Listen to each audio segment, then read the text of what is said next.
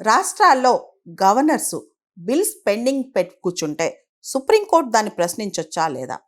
ఉదాహరణకి తమిళనాడు రాష్ట్రంలో 2020 సంవత్సరం నుంచి గవర్నర్ పదుల సంఖ్యలో బిల్స్ పెండింగ్ పెట్టి కూర్చుంటే తమిళనాడు ప్రభుత్వం సుప్రీంకోర్టుకి వెళ్ళింది.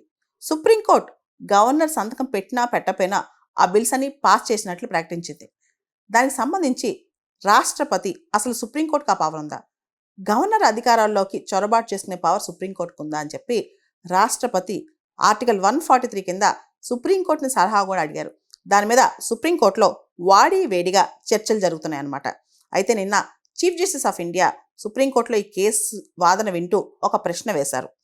ఇప్పుడు ఆర్టికల్ 356 ఏదైతే గవర్నర్స్ రాష్ట్రపతి పాలనను సిఫార్సు చేస్తారో, అంటే గవర్నర్ రికమెండేషన్స్ అనేవి ఉంటాయో, వాటికి సంబంధించి సుప్రీంకోర్టు న్యాయ సమీక్ష చేసే అధికారం ఉన్నప్పుడు ఆర్టికల్ 200లో గవర్నర్ బిల్స్ పాస్ చేసే విషయంలో సుప్రీంకోర్టుకి న్యాయ సమీక్ష ఎందుకు ఉండదు అని చెప్పి ప్రశ్నించారనమాట.